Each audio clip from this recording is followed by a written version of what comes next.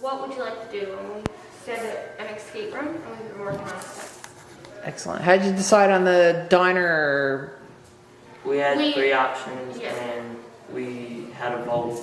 There's 3 different groups. They each come up with their own one with a backstory behind it, and we picked one. Actually, my group came up with this one. Our intent is for our midnight diner escape room for today for Halloween to have a diner sign. Okay.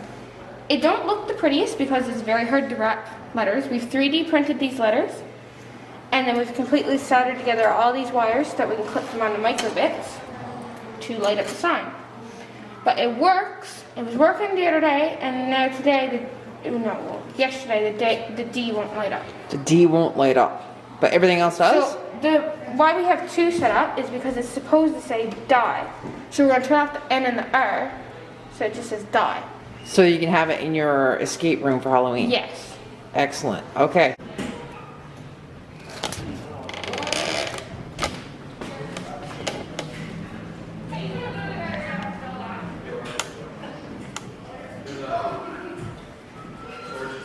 So what part did you do for the escape room, Kate? I made the decoder wheel. Me and one of my other friends got an image off Google, and then we put it into a slide and we made it on the Glowforge. We cut out the wood and then we engraved it. Okay, so how does the wheel work? So there's a clue on the back that leads to another clue, which says that E equals this one. And on the door there we have a message, but it's in this language, I guess, and then they have to decode it.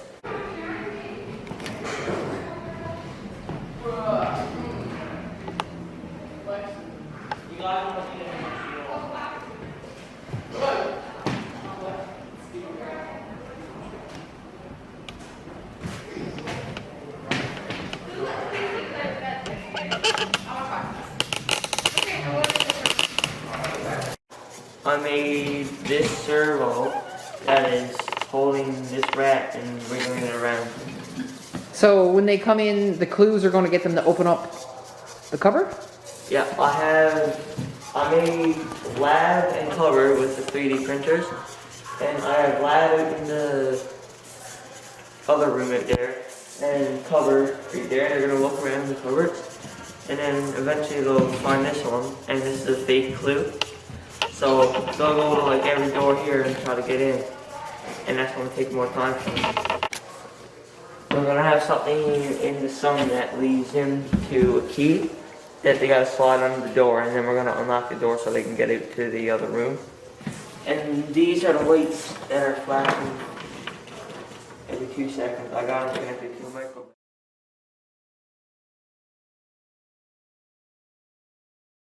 Hi, my name is Ashton, and I'm from Miss Pretty's class at Holy Name of Mary Academy. This is code that I coded onto this to make neopixels and music. If I press button A right now, it will do the neopixels, flashing from red to green every 1 second. If I press B, it'll start playing We Wish You a Merry Christmas, which is something that I had to code for quite a bit. It really hurt my brain. 2, 1, start.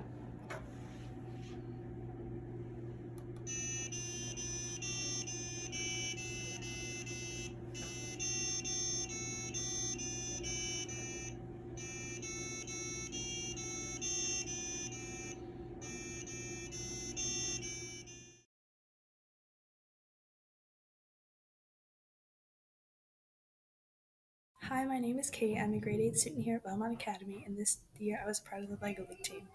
Our innovation project this year was called Go Gas. It is a product that goes in the dash of a vehicle to tell the driver if the speed they're driving is fuel efficient or not. This year's was only a prototype, but if we were to do it, we would hook something up almost like a servo motor to an uncomputerized dash so we could tell the angle of the speedometer. If it was computerized, we could code it right into the vehicle.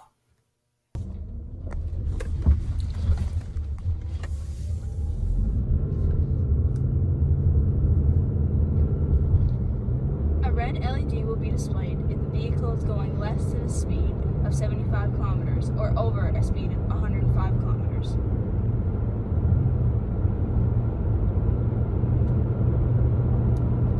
green LED will be displayed if the vehicle is being driven between 75 kilometers and 105 kilometers. Hi, my name is Gavin, and this is our Innovation Academy. We use our Lego competition for the Innovation Project. It consists of Legos, a V-board, microbit, motors, and Legos for chassis, the motors to make the wheels move, and it brings materials around our classroom. Hi, my name's Jeff, and this is our remote carbon microbit. B's go forward and A's go backwards.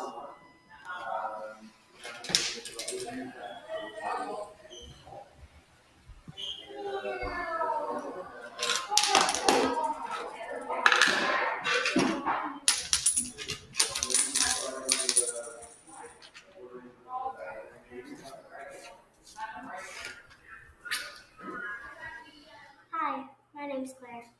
My name is Michaela. This is the grade 6-7 Valmont Academy Lego team. This is Twinkie, made with Mansworm's Spike programming block. He has 2 motors coded for it to move. We will show you the task of delivering the 2 gray blocks, or the 4 gray blocks, to the black circle.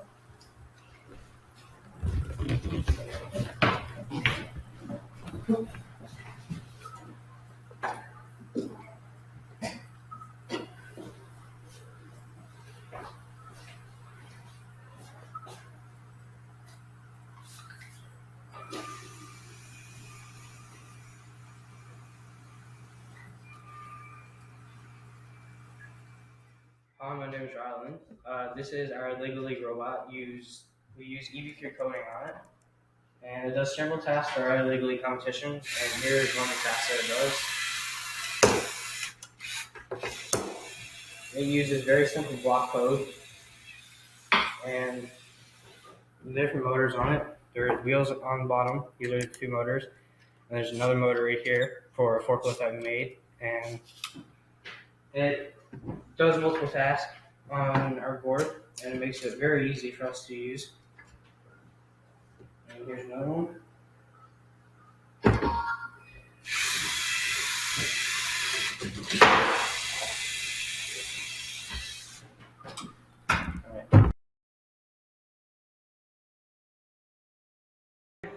Hello, my name is Kane. I'm Morgan.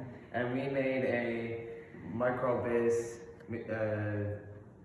detection sensor for when you're not home or you're in bed and you can't hear the noise coming out that you'll see. So we'll show you how it's made.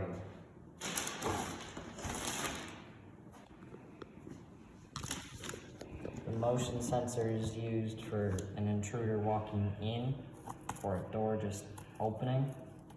And the light is for if you cannot hear music that is coming out of the system.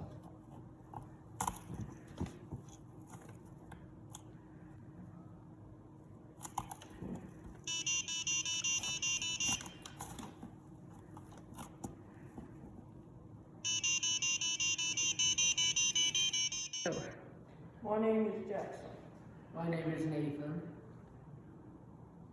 and we built a mouse trap connected to the B-board so people can use this to know if there's a mouse in the mouse trap.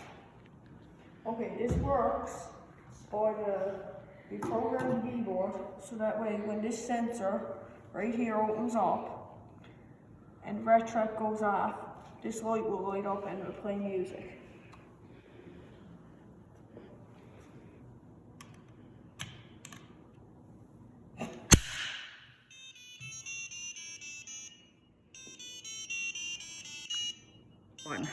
Hi, I'm Heather. I'm Claire. I'm Savannah. And this is Benvolio. He's a hair robot and he works at a salon.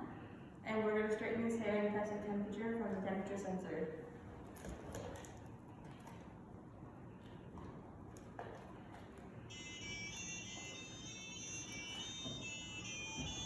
And it says his name on the keyboard.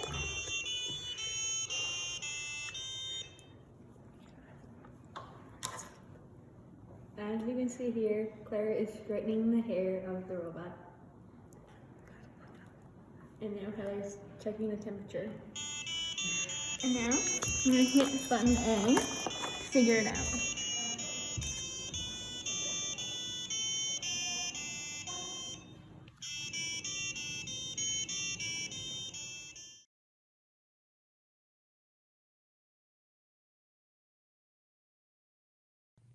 Hi, my name is Bella, and this is Ava and Julia, and we're from Holy Cross School, Eastport, Newfoundland. Our project is called Young Dreams. It has a TV and a fridge installed to a bed, and it's mostly for students in dorm rooms who have little space or kids or teenagers who are looking to improve their rooms. This is our logo. It represents our project. Some problems that we face is that our beadboard broke, and at first we thought it was the motor, which it wasn't, and then we thought it was the alligator clips, but after we replaced our beadboard, it started working fine. And this is our code. And this is how it works.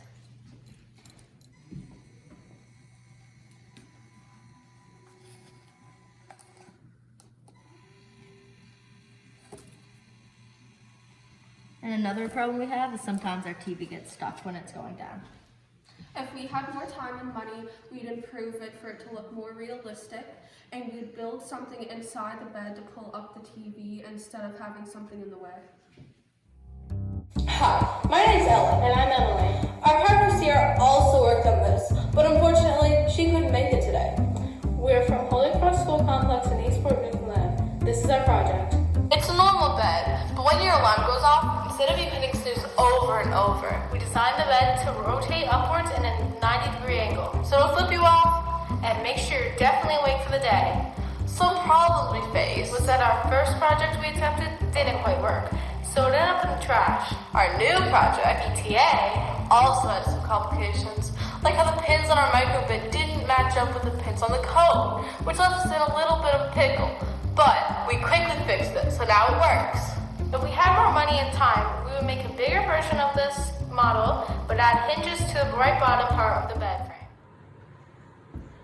frame. My name is Sarah, and this is my partner Clay. And this is a logo we created for our project. We are from Eastport, Newfoundland, Holy Cross School. And this is the project that we done. So it's a crash sensor to alert people that there is a crash up ahead so they can take caution approaching it. We made this project in hopes that it would help save lives of others and lessen the chance of dying in a car crash. And the difficulties that we faced was the messaging to both microbits and time management because we didn't get to build our car. We planned on having mobile wheels that were supposed to work while doing the project, but one of the problems is that the clips come out too easy, making it harder for the thing to work. And sometimes it works and sometimes it won't, depending on how the clips work. But they were supposed to go back and forth. And then this is the car sensor, so when this is pressed, it will show send help on the B-board. Then we have a light, and once it stops saying send help, it will make a siren, and the light flashes. And then that is the code we use to do some of the coding for our project. Hello, I'm Colin Burden. I'm Shane Furlong. And we're from Eastport, Newfoundland. Our project is a vehicle for hamsters. We worked on the project because hamsters get stepped on a lot in your home. And some problems that we faced were that these wheels here would spin backwards and these would spin forward. And how we fixed that is we went into the code and made it so that it would make these spin backwards what the code thinks, and then these go forward. This is it. You press B for it to go forward, and then A for it to go backwards, and then both of them for it to stop.